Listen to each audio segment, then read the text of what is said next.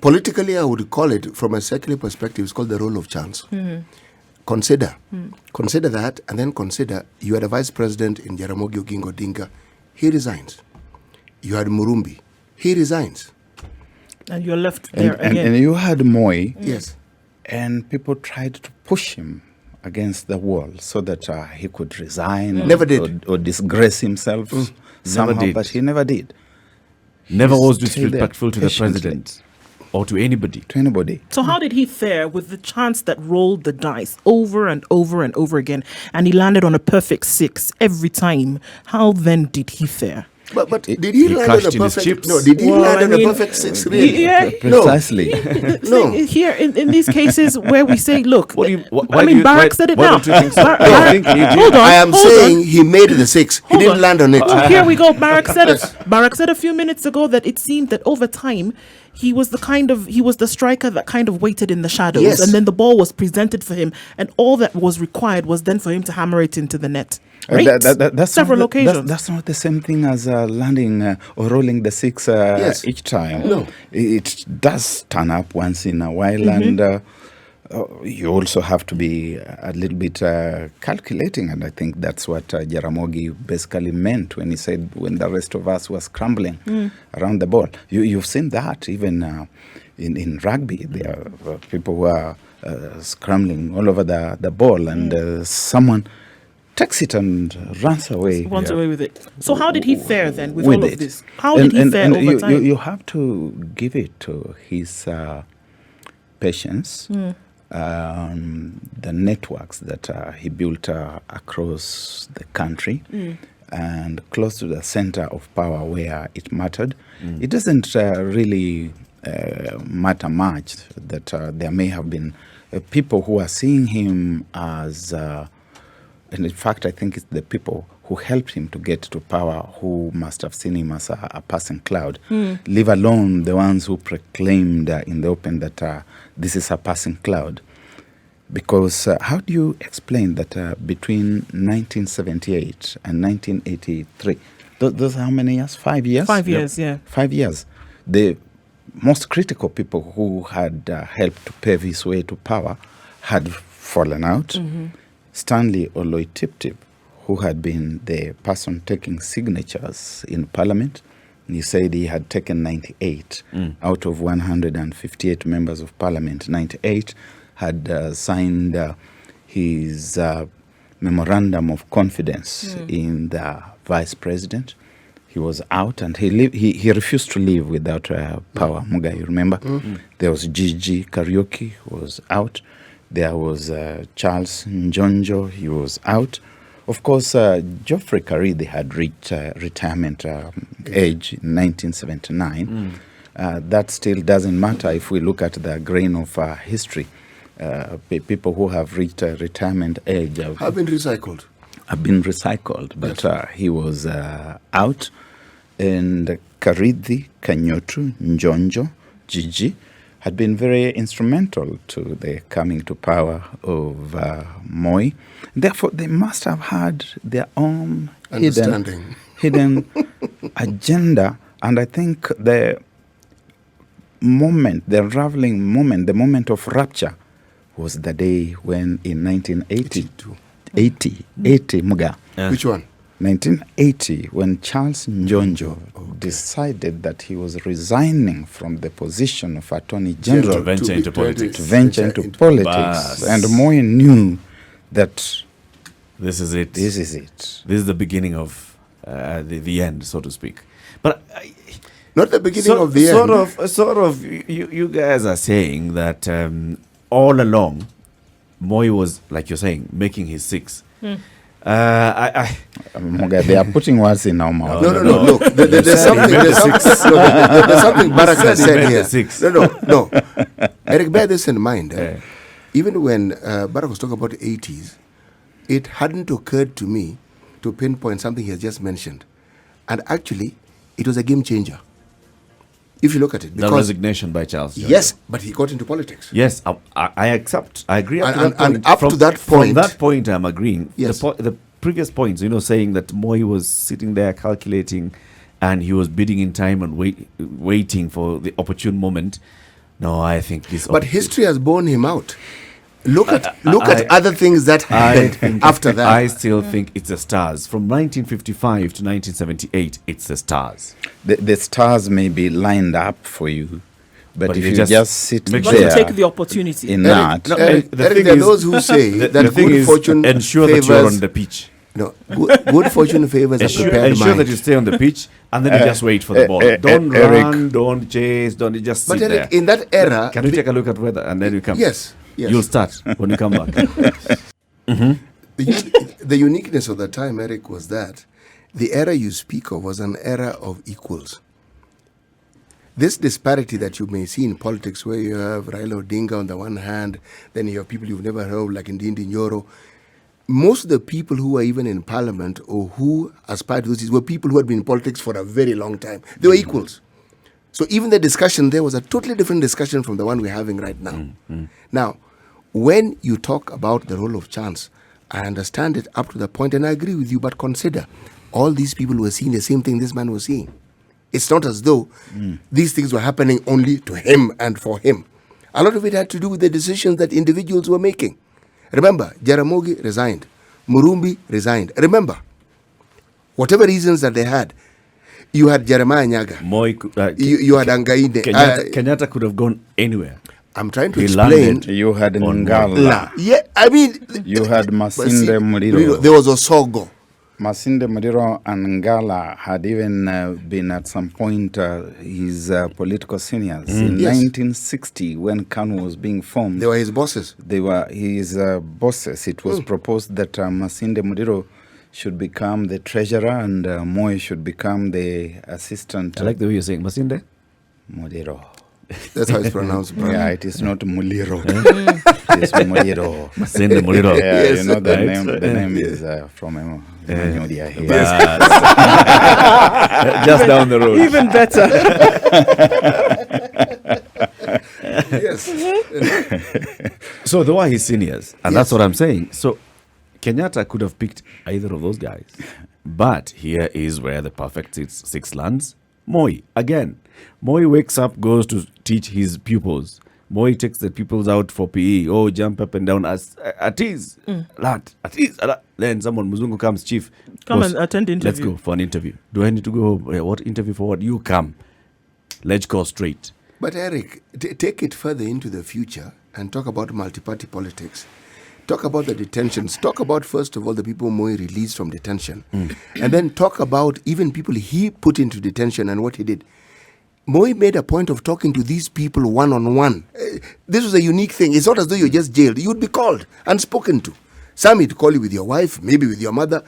Now, if you look at just Moi ascending in isolation of whatever else was happening, you may come to the conclusion you've come to. But if you look at the things he actually did, You then see you strategy. realize, no, this guy, So You see strategy. Barrack, do you see that then, in this case, that there was, one, some kind of political aspiration, and then clearly, obviously, some strategy that he imbibed, which maybe would not have come out if he had not been selected?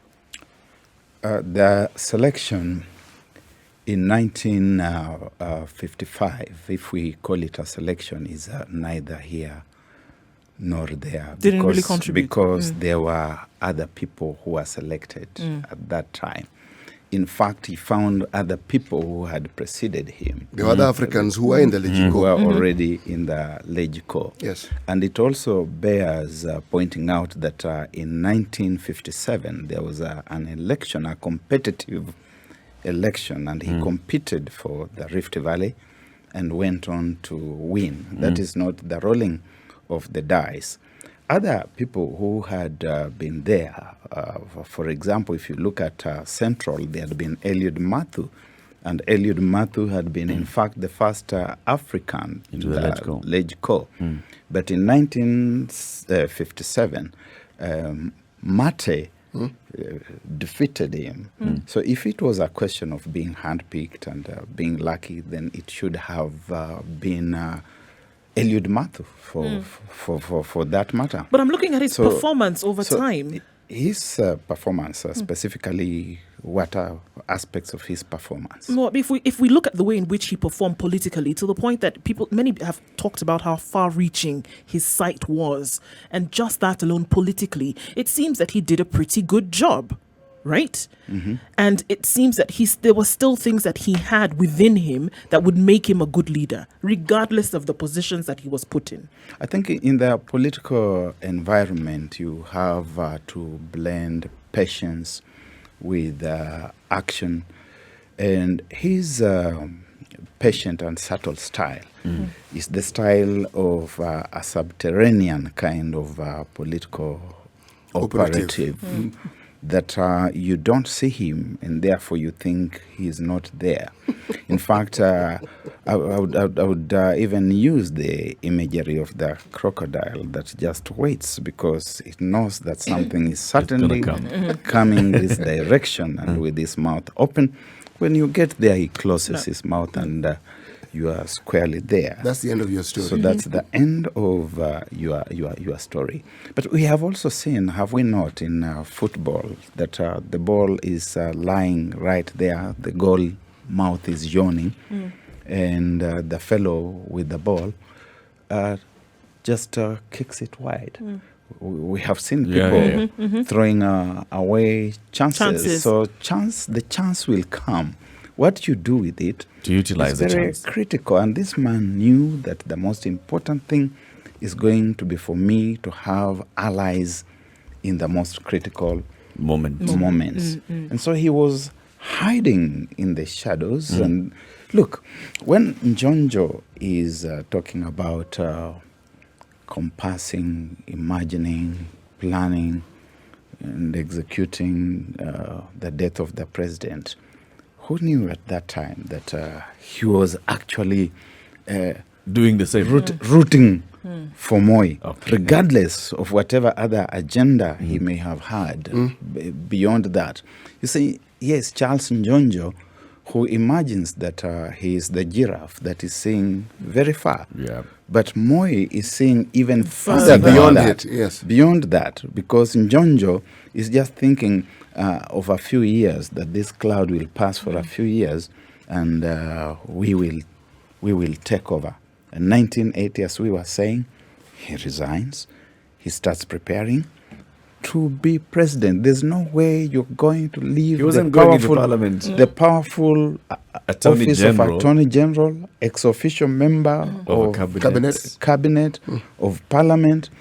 You are not just the principal legal advisor, but the principal lawmaker, the one person who can come to the National Assembly in one afternoon and you change the constitution in a matter of 30 minutes to make the country a de jure one-party state, and you're putting away all that to go and represent the people of Kikuyu, the constituency. In Parliament. He was thinking he was seeing further than Moi, but Moi was seeing even far beyond what he was seeing, and therefore the purge that followed, especially after the 1982 activities.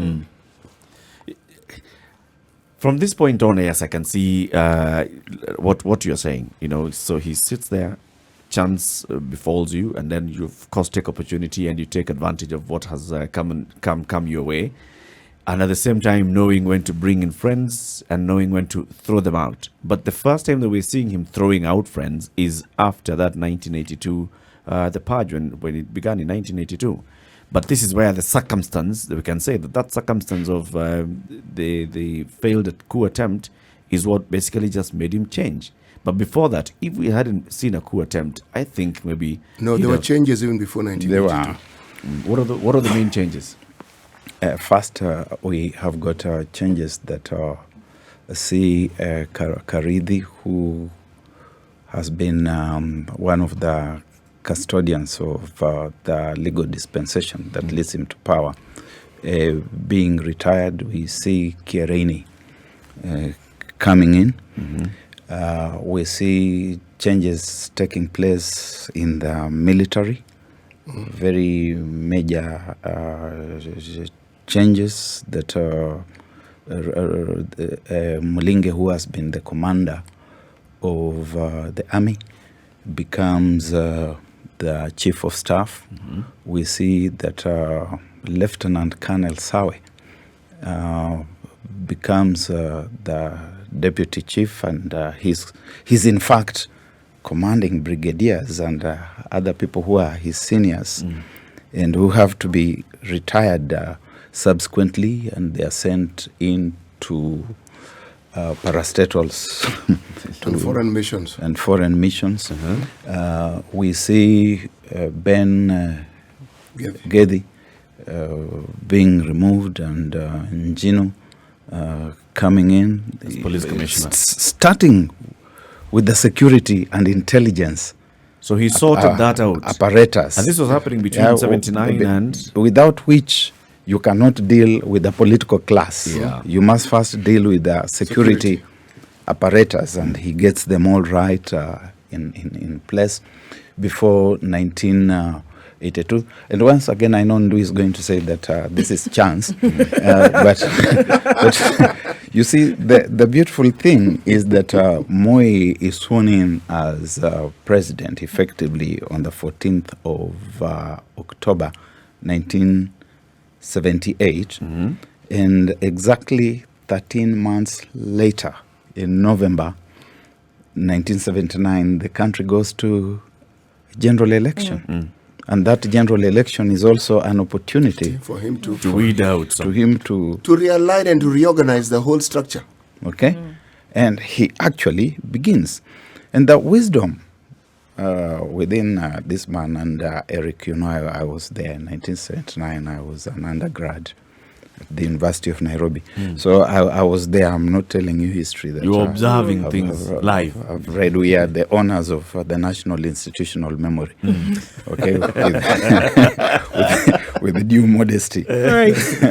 Yes. It's a period when we had one university, the University of Nairobi. Yes. And we were there. Yeah.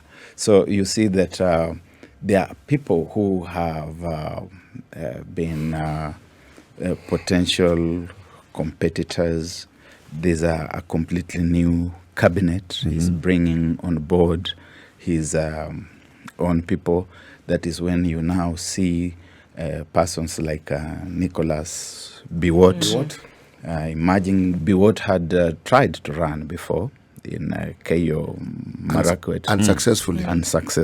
Yes. 1974. You see that someone like Jean-Marie Seroney, who had been with him in the Kadu days, but who had taken a different trajectory, loses. You see Henry Kosgei from nowhere being brought in. You see Moses Mudavadi taking up a very powerful role in the government, first as Minister for Basic Education, later on Water Development and local government, but with lots of powers. You see Stanley Oloitiptip becoming a very powerful minister in charge of local government and behaving in a manner that people who are opposition inclined not liking at all. I remember Jaramogi Oginga Odinga describing him as a newly arrived rich man who was mesmerized with his ill-gotten wealth. You remember that? Very contemptuous of him.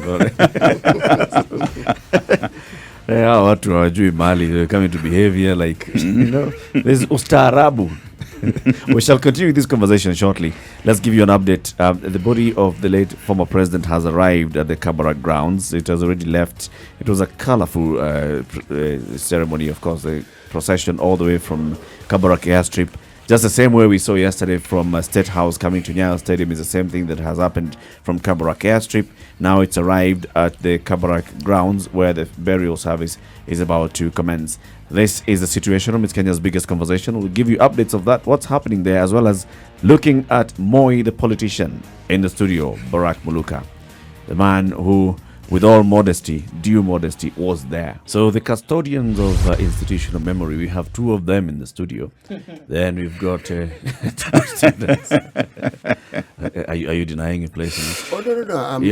I'm just absorbing it. You know that, but you understand that Eric is going to use that term for the next 1 month. You know that he's going to hold it. Especially when he has forgotten something.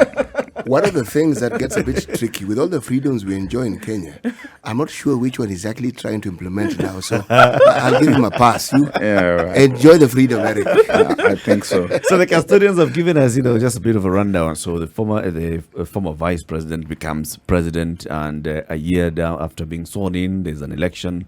And you're saying that he used that election to sort of ensure that there was proper alignment of people around him. It was actually a realignment if you looked at it, because it brought about a change. What had previously been there and which he sort of like abided by for the 13 months changed. So if you talk about change, there was change. In fact, Muga, one of the most critical things was, for instance, that while the cabinet became bigger, most of the functions were taken to the office of the president. Of the presidency. For example, we had the Ministry of Defense, which was then under James Gishuru. It now came under the office of the president. The president. That you had all these things to do with home affairs, intelligence, and whatever, all coming under the office of the president. And we started now seeing the growth of this phenomenon of having 3-4 different permanent secretaries in one ministry. And they were being manned or womaned by the right person who was completely well aligned, Nyayo aligned. We see that political maestros of yesteryear, people like Jackson Angaini, are being sidelined. We see that James Gishuru is starting to play a very marginal role, and he fades out eventually. You see completely new faces, people like Robert Matano, who are now coming on board. And you start seeing something that appears like Kadu being reincarnated into Kanu. What? And for the longest time, actually, Kadu was in charge, not just in terms of the helmsmanship and what surrounded it, but even in terms of the ideology that in the early 80s to mid-80s, we even have this notion of the district focus as the focus for development. That's devolution. And which was basically devolution. Right. As another disguised way of attempting to go back to the ideals of Kadu that are basically just being brought in.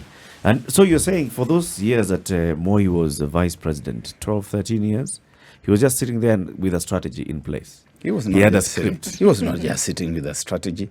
He was walking the strategy. In politics, you don't sit. Just sit there. Have you ever heard of a river being still? A river is never still. Otherwise, it's a river. It's either a pond. Yes, it's a pond. Yes, but the ocean is calling stagnant water. However you want to. There's an ocean pulling it somewhere. Yes. Right. So this is it, the political destiny of this particular leader. So there was a script that he was actually writing, and he takes over in 1978, and immediately script Act 1. Go. No, you are wrong, Eric. The script has begun a lot earlier. It's not like you're just going to wait Act 1. No, it's not a series. It's not a movie. It's not a movie. Episode 1? No. Season 1, Episode 1. Remember, movies have drama that's supposed to make it interesting. Reality sometimes is not that interesting. So when did this start playing out? When did this script start playing out? And don't tell me that the script was playing out when he was still vice president. Of course it was. Are you telling me that he's the one therefore who made this, the Charles Njonjo? Charles Njonjo was doing his bidding without knowing that he was doing his bidding. Okay, let me ask the question, Eric. Is that what you're saying? No, let me ask Eric the question. Ask. Was he not a minister in Kenyatta's government? He was. Precisely. Now, if you're a minister in Kenyatta's government, what did you think he was observing all this time he was being minister? He was writing the script, that's what I'm saying. Yes, and if indeed by the time he was even vice president, you had people like Mungai, the gentleman who was the provincial police boss, mistreating him. He is the VP. He did nothing. Now, this is a man who was observing everything that was happening around him and putting people in their places and understanding, okay, so-and-so is this, so-and-so is this. Isaiah Madenge, utaniona. So at the time then later, opportunity then presented itself for him to then deal with those individuals at that point.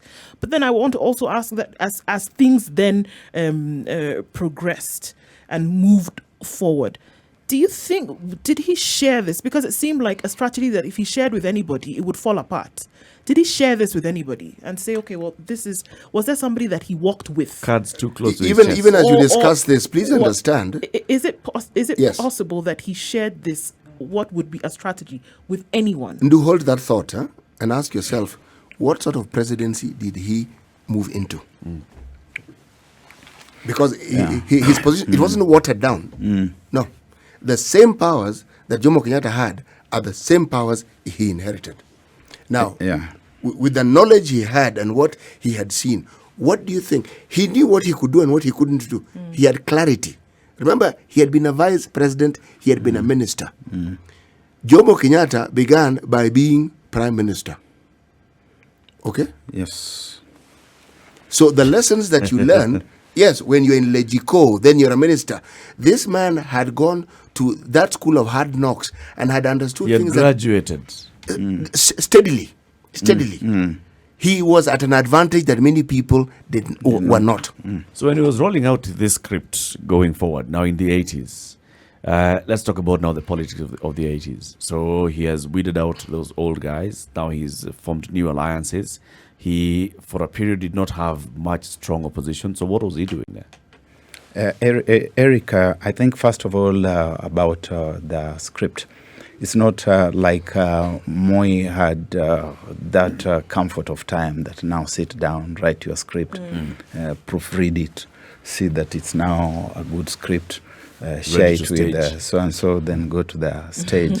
These were things that were in progress. You're talking about a fluid situation. It's very organic. Where you are observing moments and you are all the time re-engineering, reinventing, repackaging, and presenting yourself afresh in a manner that allows you to survive the storms, to weather the storms. So that was always ongoing. We must remember that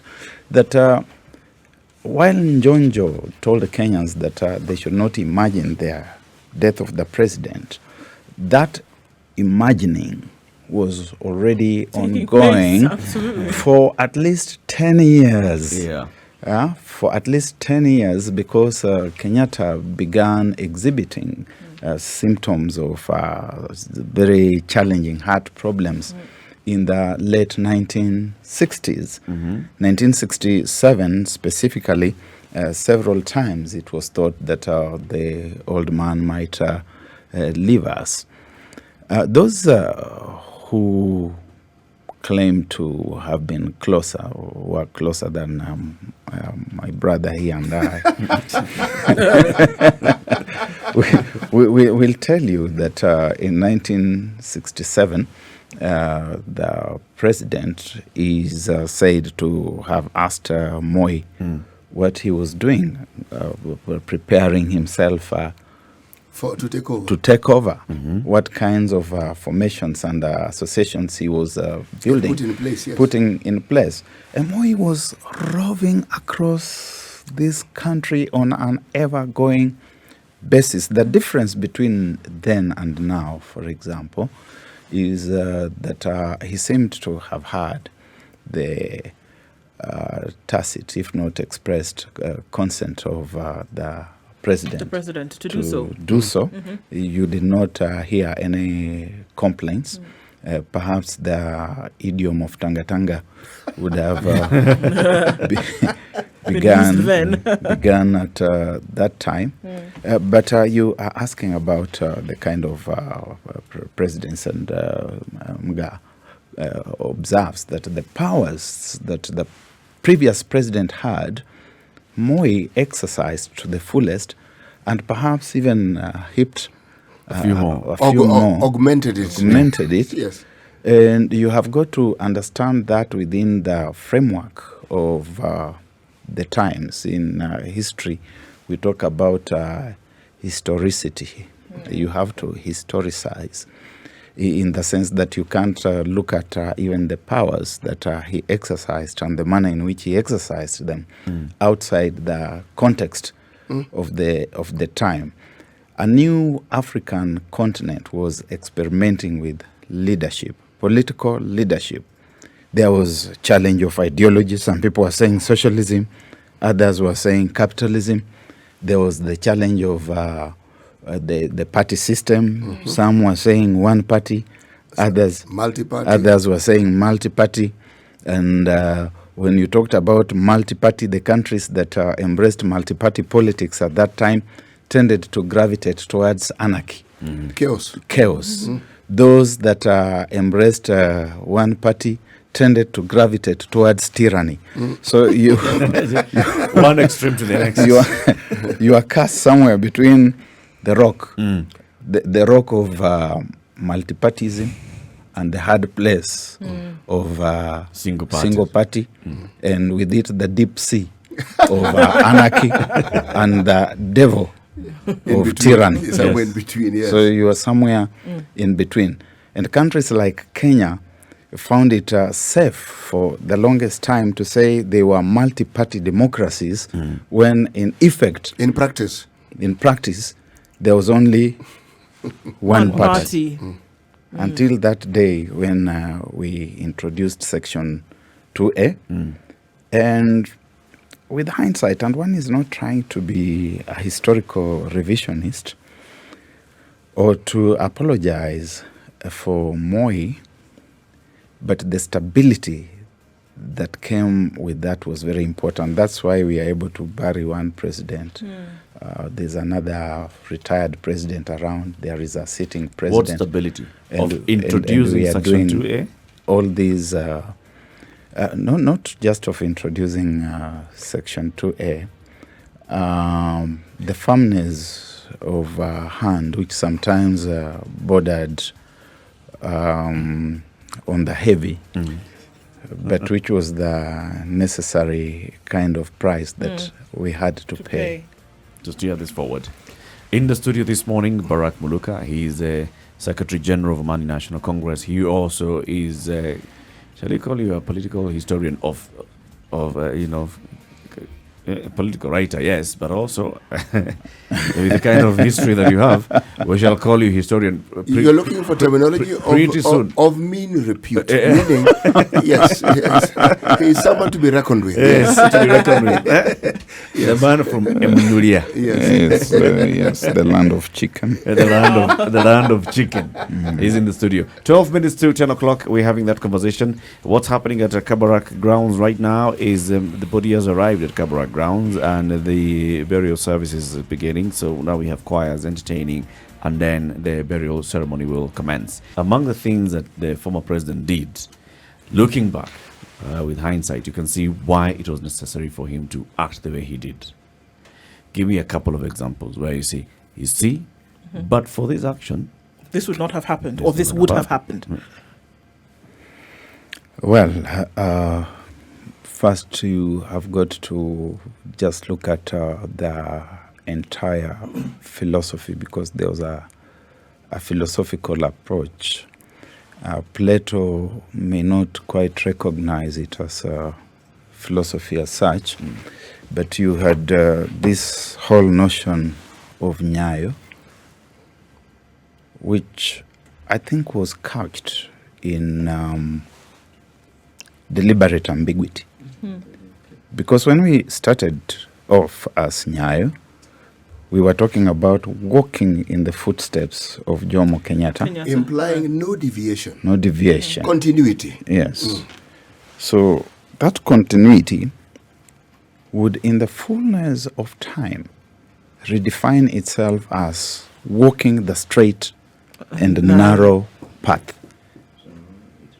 At some point, it evolved in such notions as love, peace, and unity.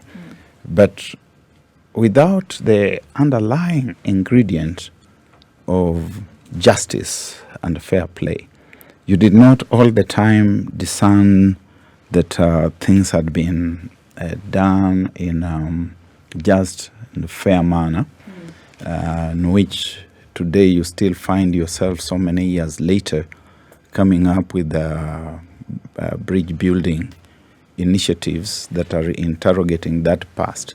But the Nyayo thing, therefore, became a disciplinarian, kind of heavy-handed purging arrangement. That you have got the KANU disciplinary committee of David Okiki Amayo in the 1980s, and which starts clamping down very heavily on certain individuals. Alternative voices. I am one for plurality of voices.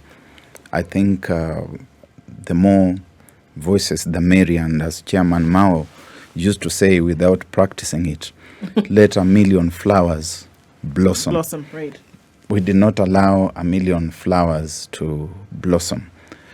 We cannot quite say what may or may not have happened if Moi had not clamped down upon people. I do not agree to the detention without a trial that was taking place, the introduction of Section 2A, the abolition of political pluralism, therefore the KANU clearing of candidates for elections that was rampant in that season. Remember 1979, we woke up to read the headline, Anyona and ex-KPU barred. They were not allowed to participate in the elections. A few years later, we had Jaramogi apparently being rehabilitated. I think it must have been in 81, when the MP for Bondo at that time resigned his seat from Parliament. A gentleman called Ougo. Ougo, so that Jaramogi could get in. And because Jaramogi said certain uncomplimentary things about Jomo Kenyatta. That put paid to it instantly, yes. There were all those things. And the purging that did take place, unfortunately, generated an element of fear, which was unhealthy, of course. But within that context of us being afraid, and I don't think that people should be made afraid, we were able to gravitate through that landscape up to the time that the Iron Curtain in the East came down. And by that time, I think there was a critical population that could come out to agitate for healthy multi-party democracy. Unfortunately, some of the things that Moi spoke of at that time have come to pass. That the political parties which some of us claim to run basically accumulations of individuals around ethnic formations without I like exception. the term ethnic formations. Ethnic formations. Not tribal. Around around individuals. He's the Secretary General of party. Ethnic some is, words he will not use. Ethnic is much wider because it brings on board certain cultural dimensions that tribal may not. See, I told you, there was a reason he was using that. And when you say tribal, we all understand that. You narrow it. Yes. That Ethnicity gives you a broader perspective. You know we're running out of time, but this I must ask. Okay, Mudavadi's book, Soaring Above, which I partook in. Yes. Now, according to a certain gentleman by the name of Barrack Muluka, it raised quite a storm. I have not read the book. Okay, I have read excerpts from it, but there were people who are very critical of it. Now, some Raila is quoted as saying that Mudavadi had lapses of memory. Dr. Sally Kosgei is quoted as saying that that Mudavadi is a great writer of fiction. Quoted as saying, okay, now, that's what I have read. And that's what people have said. What say you? Okay, so you are actually perpetuating hearsay. Yes. On national radio. Yes, I am. And it's good that you accept. But you also accept that there is such a notion as the gospel truth. Yes. The gospel truth. Yes. And the gospel truth derives the nomenclature from the Bible. The Bible. Because the 4 gospels of the Bible are supposed to be incontrovertible truth. But when you read Matthew, you find Matthew says things differently from Mark. Yes. And Mark reports the same situations differently from Luke. And John is completely different. And in fact, in Christendom, there's such a notion as the synoptic gospels, which are the first 3. And yet there are contradictions in them about certain things which were thought to have been said, for example, in Mark, as happening in Galilee, and which John. John does not even cover at all. In fact, John brings on board things which are not found anywhere at all. With the other 3. Yes. So those who have been there and are around and they know the truth differently, let them render their own truth. But Ibrahim Oruko, there are people who are on sponsored mobility, and I don't take them seriously. Wow. Wind assisted. That is one out. One knockout. Second. Yeah, so beyond that, I think we have told our truth, nothing but the truth. And so help us, God. And if you have your own version of the truth, you're welcome to bring it forward. The space is there. That's right. You can the write. Printing presses are still there.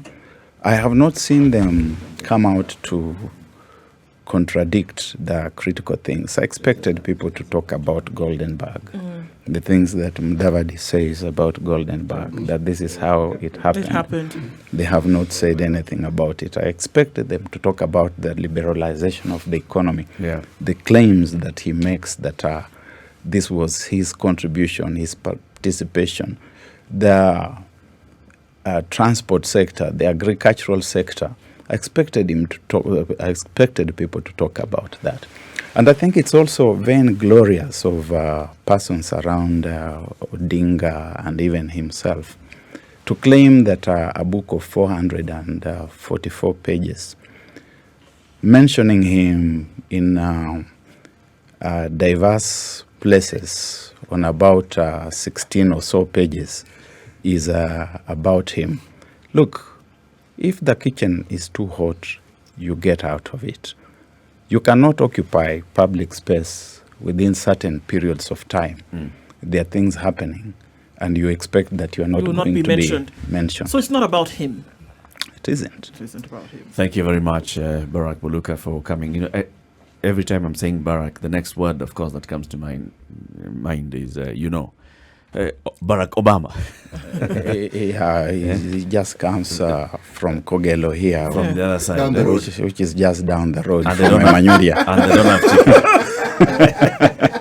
And they don't have chicken. They have a lot of fish, so we meet in Yala. And the man from Emmanuel, Barrack Muluka, thank you very much for joining us. We'll invite you again now, this time, to talk about the politics of ANC, Very good. politics of BBI, going forward into 2022 and what we expect to see you, of course, from your party leader and why you have decided now you've been oscillating. You've moved from ODM, you've moved into Raila presidency. Now you're campaigning for Musalia Mudavadi. Why not you? That's the question. That's the first question. Bear that in mind. Come prepared with an answer. Thank you very much for joining us for today. And of course, join us again tomorrow, 6 a.m. to 10 a.m. What's happening now at Barrack grounds is that the service has started. Choirs are singing, and the president and all the dignitaries are there, and the body has already arrived. Daniel Toroitich Arap Moi, President of the Republic of Kenya between 1978 and 2002, born in 1924, died last week on the 4th of February 2020. Wananchi na sisi tu ni wadhamini yao. Tafadhali muwe na principle ya kuamini yale mnayoamini. Hiyo kitawasaidia. Nasema haya kwa sababu nitaondoka kwa siasa ya moto. Mimi kwa raia mwema. Lakini wale wanaozingatia kuongoza, msiweke Kenya chini. Msiweke msingi wa siasa zenu kwa chuki. Kama yuko mtu ametukana mimi namsamehe. Na kama yuko mtu ambaye nimesema chochote ambaye kimeumiza roho yake unisamehe.